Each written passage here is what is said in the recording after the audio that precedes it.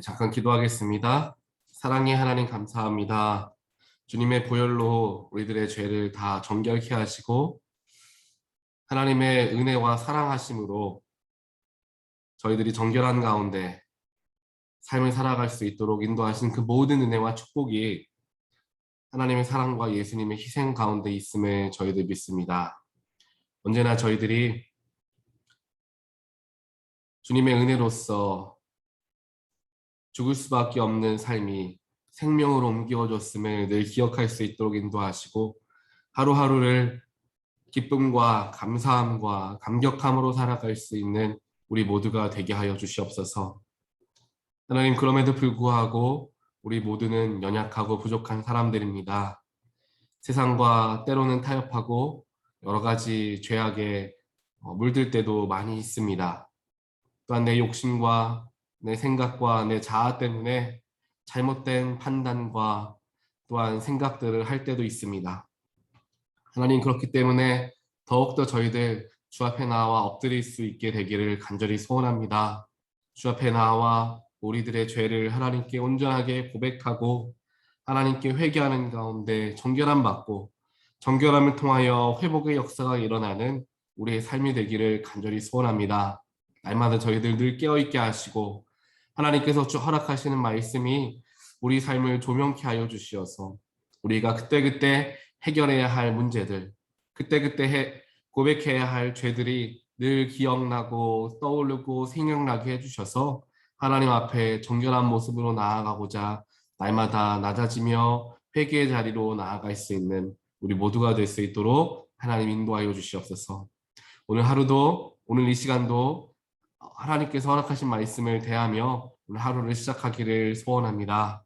하나님께서 우리 한 사람 한 사람에게 말씀하시길 원하시는 그 뜻과 그 음성을 들을 수 있는 귀도 허락하여 주시고 또한 들은 하나님의 뜻을 우리 마음속에 온전하게 받고 살아갈 수 있는 결단함도 허락하여 주시어서 하나님의 말씀이 생명의 말씀, 거룩한 말씀, 우리의 삶을 인도하고 주장하는 말씀 될 수 있길 간절히 소원하며 이 모든 말씀 예수 그리스도 이름으로 간절히 기도합니다. 아멘. 하나님 말씀 함께 보겠습니다. 오늘 말씀은 에스겔서 40장 10절부터 16절까지 말씀 보겠습니다. 에스겔 40장 10절부터 16절입니다. 동문에 있는 문지기 방들은 양쪽으로 각각 셋씩 있었다. 그 세 방의 크기는 모두 같았으며 양쪽에 있는 벽 기둥들의 크기도 같았다. 그가 문 어귀의 너비를 재니 10자였고 그 문 어귀의 길이는 10석자였다. 또 그 방들 앞에는 칸막이 벽이 양쪽으로 하나씩 있었는데 높이가 한 자, 두께도 한 자였다. 방들은 양쪽에 있는 것들이 다 같이 길이와 너비가 저마다 6자가 되는 정사각형이었다. 또 그가 이쪽 문지기 방의 지붕에서 저쪽 문지기 방의 지붕까지 재니 너비가 25자였다. 방의 문들은 서로 마주보고 있었다. 또 그가 현관을 재니 너비가 20자이고 바깥 뜰에 벽 기둥이 있는 곳에서는 사방으로 문과 통하였다. 바깥문의 통로에서부터 안문의 현관 전면까지는 50자였다. 또 문지기 방에는 모두 사면으로 창이 나 있고 방의 벽기둥에도 창이 나 있었다. 현관의 사면에도 창이 있었다. 창들은 모두 바깥에서 보면 좁고 안에서 보면 안쪽으로 들어오면서 점점 좌우로 넓게 넓어지는 틀만 있는 창이었다. 양쪽의 벽 기둥에는 각각 종려나무가 새겨져 있었다. 아멘. 오늘 우리가 함께 묵상하는 에스겔 40장에서 말씀은 하나님께서 에스겔을 부르셔서 그에게 말씀하십니다. 어떠한 말씀, 환상을 주시냐 하면은 이제 에스겔을 하나님께서 이스라엘 땅으로 이제 데리고 오시는 거 환상 중에 그리고 아주 높은 산 위에 거기다가 내려놓으셨는데 그 산에는 이제 성과 같은 비슷한 이제 건축물이 있었다 성경은 이제 기록을 하고 있습니다. 그래서 그곳에 갔는데 거기에 어떤 사람이 있었다라고 합니다. 그 사람이 정말 빛나는 모습으로 있는 정말 하나님과 천사와 같은 모습으로 그 어떠한 모습을 하고 있는 사람이 서 있었는데 그 사람이 이제 이야기하는 거예요. 이야기하면서 이제 어떠한 건물을 어떠한 성전을 짓게 될 것인데 그 성전을 어떻게 지어라 라고 자세하게 이야기하는 장면이 이제 기록이 되는 것입니다. 그래서 자세하게 이야기한 것을 우리가 오늘 이제 10절부터 16절에 나와 있는 말씀이 어떻게 지어라 라는 것에 대해서 자세하게 짓는 것들을 이제 보게 된다는 것입니다.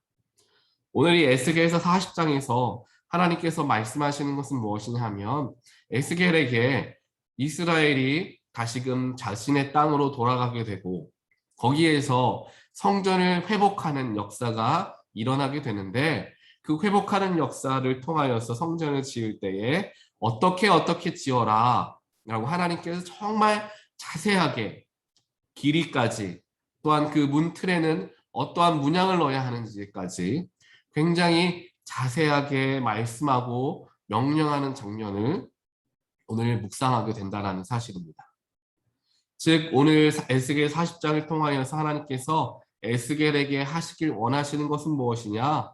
하나님께서 이스라엘 백성들을 향한 소망, 회복의 소망이 있는데 그 회복의 소망이 이루어지게 되었을 때 그들이 예전과 같이 성전을 새롭게 건축하게 될 것이다에 대한 말씀을 그들에게 전해주고 있는 장면이 오늘 기록되고 있는 것입니다.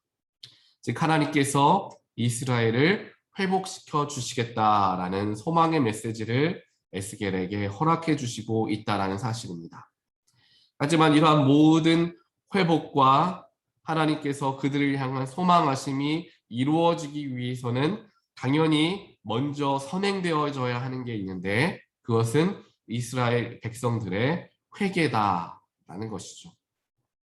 그들이 회개함으로 자신들의 우상을 섬겼던 하나님 이외의 신을 섬겼고 하나님보다 세상의 이치와 또한 권력들을 쫓아 살아갔던 자신들의 부족함과 연약함에 대해서 이제 인정하고 또한 그것에 대해서 하나님께 철저하게 회개하며 나갈 때 하나님께서 그들을 어떻게 회복시켜 주시겠다에 대한 이야기를 하고 계신다라는 사실입니다.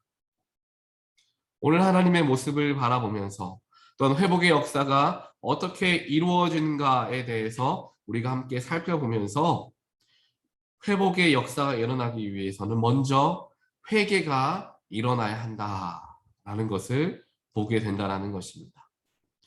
회복의 역사가 일어나기 위해서는 회개가 먼저 선행되어야 한다는 사실이죠.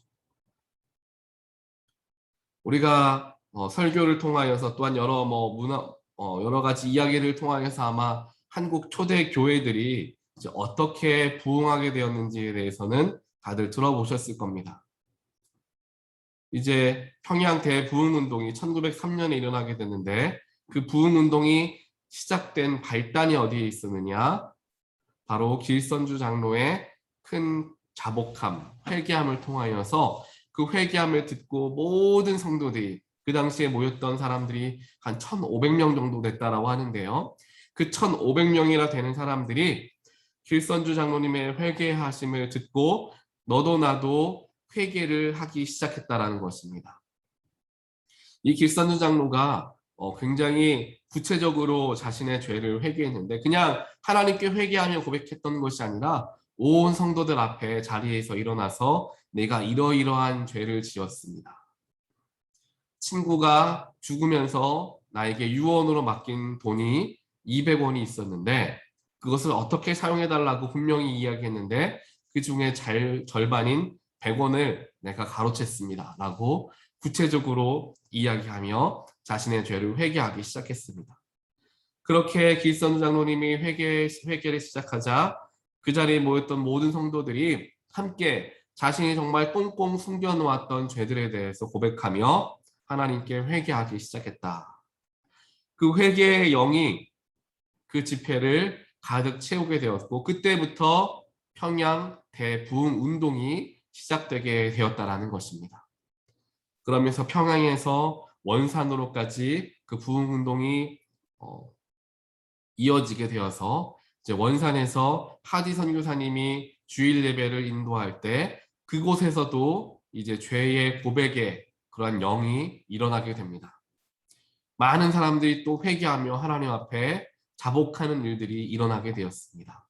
그렇게 이곳저곳에서 회개의 영이 불기 시작하면서 하나님께서 그 교회들의 한국 교회들의 큰 부흥을 일으키셨다라는 것을 우리는 한국 교회사를 통하여서 보게 된다라는 것입니다. 이것은 굳이 한국 초대교회사뿐만 아니라 우리의 삶에서도 우리의 일상에서도 또한 우리 교회에서도 얼마든지 일어날 수 있는 일들이다라는 사실을 우리는 반드시 기억해야 합니다. 우리가 먼저 하나님 앞에 나의 모습을 철저하게 자복하며 나아갈 때 나의 부족함과 나의 연약함에 대하여서 하나님께 회개하며 나아갈 때 그때부터 우리의 삶에 회복이 일어나기 시작하며 하나님의 형상을 되찾아가는 일들이 일어나기 시작한다는 것입니다. 그렇기 때문에 우리가 항상 철저히 기억해야 하는 것이 무엇이냐? 우리의 기도의 제목, 우리가 하나님께 드리는 많은 기도들의 절반 혹은 그 이상, 70% 이상의 모든 기도의 제목들은 회개 기도가 되어야 한다는 것입니다. 그렇기 때문에 교회에서도 가르치기를 기도의 여러 가지 순서가 있는데 그 중에 첫 번째 순서는 하나님께 영광 돌리고 감사하는 것이지만 두 번째로는 자신의 죄를 철저하게 하나님께 회개하는 것, 자복하는 기도가 그 다음에 이어져야 한다라고 기도하는 방법을 가르치기도 합니다. 말씀을 묵상할 때, 즉 큐티를 할 때에도 먼저 시작되는 것이 하나님께 기도하며 말씀을 대하는 것인데 내 안에 있는 모든 죄악된 것들, 모든 더러운 것들을 먼저 하나님께 자복하고 정결함 받은 후에 말씀을 대하라 라고 말씀 묵상하기 전에 순서를 이야기해 줍니다. 이 모든 것을 보았을 때 회개하지 않으면 하나님의 영이 임하시지 못한다라는 사실을 우리는 알게 됩니다. 또 회개하게 되면 이와는 반대로 회개를 먼저 하게 되면 하나님께서 우리의 삶을 온전하게 주장하실 수가 있게 된다라는 사실과 마찬가지입니다. 이것을 알게 되었을 때 우리에게 있는 기도의 제목, 우리가 꼭 하나님께 응답받고 싶어하는 기도의 제목, 우리의 어려움, 우리의 문제 하나님께 고백하기 전에 우리가 가장 먼저 해야 하는 것은 회개하는 것이다. 하나님께 나의 죄를 회개하고 자복하며 나의 연약함을 인정하며 또한 내가 정결함을 받으며 그렇게 먼저 하나님께 정결함을 받은 이후에 우리가 그 다음에 우리의 필요한 부분들을 하나님께 기도하고 우리의 문제와 어려운 부분들을 하나님께 기도할 수 있어야 한다라는 것입니다.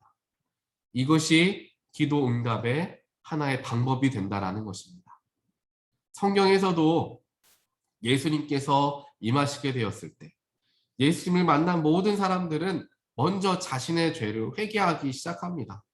베드로도 예수님을 처음 만나자 나는 죄인이오니 나를 떠나십시오 라고 이야기합니다. 예수님 앞에 서니까 자신의 죄를 고백하더라 라는 것입니다. 삭개오도 마찬가지입니다. 예수님이 삭개오에게 네가 잘못했다라는 말 단 한마디도 하지 않았습니다.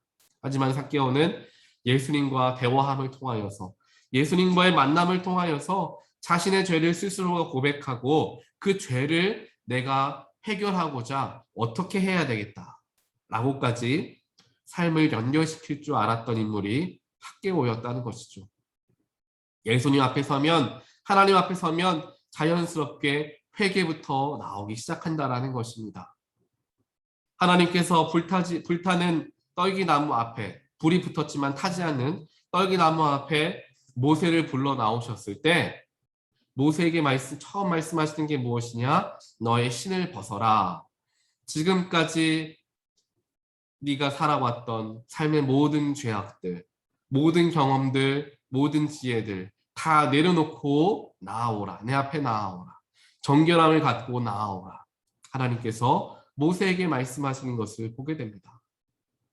하나님 앞에 섰을 때 하나님의 회복과 하나님의 역사를 경험하기 이전에 가장 먼저 체험되어지는 것은 바로 회개의 영이다 라는 사실입니다. 때로는 우리가 이 회개라는 것을 잘 하지 못하고 살아갈 때가 많이 있습니다. 우리가 특별하게 무엇인가를 잘못한 것 같지도 않고 오늘 하루를 살아가는 동안 내가 실수한 것도 없는 것 같고 여러 가지 우리 스스로가 죄가 없다라고 생각되고 그런 삶들을 살아가는 경우에 내가 왜 회개를 해야 하나라는 회개를 해야 한다는 생각을 하지 못하는 경우들이 많이 있다라는 사실입니다. 하지만 회개라는 것은 내가 특정한 무엇인가를 범죄를 저질렀을 때 하나님께 회개하는 것, 그것만을 이야기하지 않습니다. 우리가 죄라는 것이 어떤 것인지 사실 우리들은 잘 알고 있습니다. 하나님께서 허락하신 10계명을 보더라도 10계명 중에 우리가 온전하게 지킬 수 있는 계명은 하나도 없다는 사실 우리는 잘 알고 있습니다. 우리의 마음이 짓는 죄, 우리가 누군가를 부러워하는 마음, 우리가 누군가에게 못된 마음을 품는 것, 다른 사람들을 비방하는 것, 다른 사람들에게 좋지 못하게 말하고 행동했던 것, 그 모든 것들, 내 생각조차도 우리에게 죄가 된다는 사실을 우리가 잘 알고 있습니다. 하지만 이것이 너무도 일상적인 것이 되어서 우리가 그것을 큰 죄로서 생각하지 못하게 된 경우들이 많아지기 때문에 회개 자리로 나아가는 일들이 줄어든다라는 사실입니다.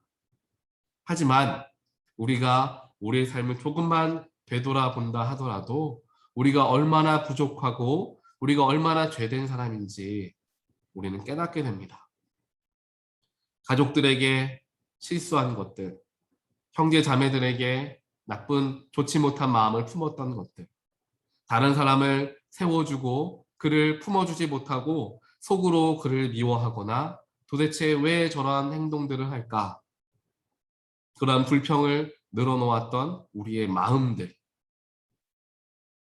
어떠한 것들을 감사함으로 받아들이지 못하고 불평함으로 받아들였던 우리의 연약한 모습들, 하나님께 감사함과 하나님께 영광 돌리는 일들을 하지 못하고 내 삶에 바쁘게 살아갔던 모든 일들, 세상 사람들과 친하게 지내고 여러 가지 세상의 일들을 하는 것에는 내가 시간도 쓰고 내 체력도 썼지만 하나님 앞에 기도하지 못하였고 하나님 말씀 가운데 나아가지 못하였고 하나님을 위하여 땀 한 방울 흘리지 않으려 하였던 나의 부족함을 돌아보게 되었을 때 그 누구도 우리는 깨끗하고 회개할 필요 없습니다라고 할 수 있는 사람은 아무도 없을 것입니다. 이것은 아무리 거룩해 보이는 목회자, 목사님, 심지어는 감독, 교황들까지도 이것에서 자유할 수 없을 것입니다. 가장 큰 부분은, 가장 우리가 중요하게 여겨야 할 부분은 나는 연약한 사람입니다. 나는 죄인입니다. 언제든지 죄를 지을 수 있고 언제든지 남에게 상처 줄 수 있는 사람이 바로 나입니다. 라는 것을 우리가 늘 명심하고 생각하고 살아갈 때 우리는 그 속에서 하나님께 회개하는 것을 굉장히 자연스럽게 기도할 수 있게 되는 것이고 또한 그런 마음을 가지고 살아갈 때 우리는 더욱더 조심스럽게 삶을 살아갈 수 있게 됩니다. 그렇게 우리가 회개에 민감하게 회개를 익숙하게 하나님께 엎드려 기도하는 일들을 하게 되었을 때 우리의 삶에 여러 가지 문제들과 여러 가지 기도의 제목들이 자연스럽게 해결되어지는 것을 경험하게 됩니다. 회복되어지게 되는 것을 경험하게 된다는 것입니다. 오늘 하나님께서 이스라엘 백성들에게 회복의 이야기들을 구체적으로 이야기해 주시는데 그 모든 것들 이전에서는 하나님께서 먼저 그들이 회개의 자리로 나와야 한다라고 말씀하시는 장면이 어제 우리가 함께 보았던 에스겔서 39장 말씀, 오늘 말씀 이전 말씀에서 하나님께서 말씀하신다라는 것입니다. 그렇게 이스라엘 백성들이 회개하며 하나님 앞에 나오게 되었을 때 내가 다시는 그들에게 얼굴을 가리지 않고 내가 내 영을 그들에게 쏟아주겠다. 하나님께서 말씀하신다라는 것입니다. 우리의 삶이 하나님의 은혜 가운데 풍성해지길 원한다면, 우리의 많은 기도의 제목들과 우리의 문제가 해결되어지고 응답받기를 원한다면, 우리 교회가 영적으로 부흥하며 양적으로 부흥하길 원한다면 우리는 회개에 힘써야 합니다. 늘 우리의 죄를 바라볼 수 있어야 합니다. 죄를 바라본다라는 것은 겸손해진다라는 것을 의미합니다. 죄를 바라본다라는 것은 내가 연약한 사람이다라는 것을 고백하는 것입니다. 그렇게 내가 철저하게 나는 죄인입니다. 하나님께 고백하며 나아갈 때 하나님께서 우리들의 죄를 해결해 주시고 우리의 겸손한 마음과 우리의 모습을 귀하게 하나님의 방법대로 사용하실 때, 그때에 영적인 부흥이 일어나게 되고 하나님의 영이 쏟아지게 되고 그러한 귀한 삶을 살아가는 우리의 개인의 삶 또한 우리의 교회가 될 줄 믿습니다. 오늘 하루 우리의 마음을 한번 되돌아보기 원합니다. 내가 얼마나 내 스스로를 사랑할 줄은 알았지만 타인을 사랑하지는 못하였나. 누군가가 나에게 상처 주는 말, 찌르는 말을 했을 때에는 과민하게 반응했지만 남들에게는 아무런 생각 없이 남들에게 상처 주는 말을 하지는 않았는가. 나의 개인의 삶과 내 유익을 위해서는 시간도 쓰고 물질도 쓰고 땀도 흘리고 많은 것을 했지만 정작 하나님을 위해서는 내가 소극적이지는 않았나. 우리의 삶을 되돌아보면서 하나님, 내 마음에 있는 마음의 죄, 남들에게 주었던 상처 주었던 생각들, 내가 의도하진 않았지만 실수했던 것들, 그 모든 것들 하나님 앞에 회개하며 나아갑니다. 이렇게 나의 모든 죄들을 하나씩 하나씩 고백하며 나아갈 때, 그때부터 하나님께서는 하나님의 영을 우리에게 쏟아주기 시작하시고 그를 통하여 우리의 삶이 하나님의 영으로 충만한 삶이 되어지게 된다는 사실입니다. 오늘의 말씀을 반드시 기억하시면서 우리가 하나님께 철저하게 회개함을 통하여서 하나님의 은혜를 체험하고 하나님의 회복의 역사를 체험하는, 또한 우리 교회가 정말 회개하는 데에 힘쓰는 교회가 되어서 하나님의 영이 쏟아지는 교회, 하나님의 부흥의 물결이 정말 넘쳐나는 교회, 그런 교회가 되기를 우리가 바라며 우리 개인의 삶을 위해서, 또한 우리의 교회를 위해서 함께 간절하게 회개하며 나아갈 수 있는 우리 모두가 되시기를 주님의 이름으로 간절히 소원합니다. 우리 함께 기도하겠습니다. 사랑의 하나님 감사합니다. 그렇습니다. 우리는 그 누구도 온전하다 할 수 없는 부족한 사람들입니다. 하지만 여러 가지 죄악들에 때로는 물들어서, 때로는 익숙해져서, 때로는 이 정도면 괜찮지 라는 아니한 생각 때문에 우리의 죄를 하나님께 회개하지 못한 채 하루, 이틀, 일주일, 한 달씩, 길게는 더 많이 그렇게 살아갈 때도 있습니다. 하지만 오늘 말씀에서 하나님께서 회복의 영을 부어주시길 원하실 때 우리가 먼저 준비되어져 있어야 하는데, 그 준비되는 것이 바로 회개에 힘쓰는 것임을 깨닫게 해주심 감사합니다. 하나님께서는 우리에게 쏟아주시길 원하시는 축복과 하나님의 영을 두 손 가득 이미 가지고 준비하고 계시는데, 우리가 준비되어지지 못하여서 그 은혜와 축복을 누리지 못하는 안타까운 일이 일어나지 않게 하여 주시옵소서. 하나님은 우리의 기도를 들어주시기를 이미 준비하고 계시고 우리의 문제를 해결해 주실 준비를 다 하고 계시지만, 내가 준비되어지지 못하여서 하나님이 역사하시지 못하게 하는 그런 안타까운 일이 우리의 삶에 일어나지 않게 하나님, 저희들이 준비되어진, 즉 회개의 자리로 나아가고 나의 모든 더러운 죄들을 정결하게 주님께 자복함을 통하여 회복되어지는 역사가 일어나게 되는 우리의 삶이 되기를 간절히 소원합니다. 회개해라 라고 말씀하시는 것은 내가 너희들과 함께하길 원한다. 내가 너희에게 나의 영을 쏟아내길 원한다. 내가 너희를 축복하길 원한다 라는 하나님의 귀한 뜻이 숨겨져 있는 회개하라라는 말씀인 줄 저희들 믿습니다. 우리 개개인이, 우리 교회가 하나님 앞에 더욱더 철저하게 회개하며 살아가길 간절히 소원합니다. 남들을 사랑하지 못하였고, 때론 내 스스로를 사랑하지 못하였고, 나의 부족함, 나의 연약함 때문에 다른 이들에게 상처를 주었던, 또한 선한 의도로 접근하여 말하는 상대방의 이야기를 오해하며 삐뚤어지게 받아들여서 내 스스로가 그것을 상처로서 받아들이는 그러한 일들도 우리는 하였던 것을 우리 삶을 돌아보며 생각하게 됩니다. 하나님, 이렇게 우리는 부족한 사람들이오니 주님 이 시간 저희들 회개하며 나아갈 때 우리의 부족함 용서하시고 회복하여 하게 하여 주시고 주님의 능력으로 주님의 영으로 주님 채워주시기를 간절히 소원합니다.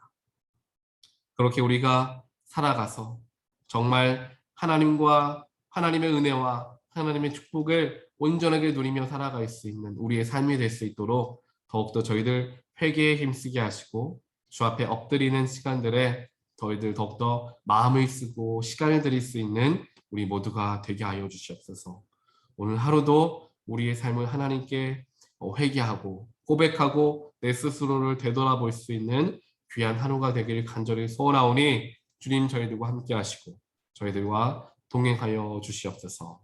이 모든 말씀 예수 그리스도 이름으로 간절히 기도드리옵나이다. 아멘.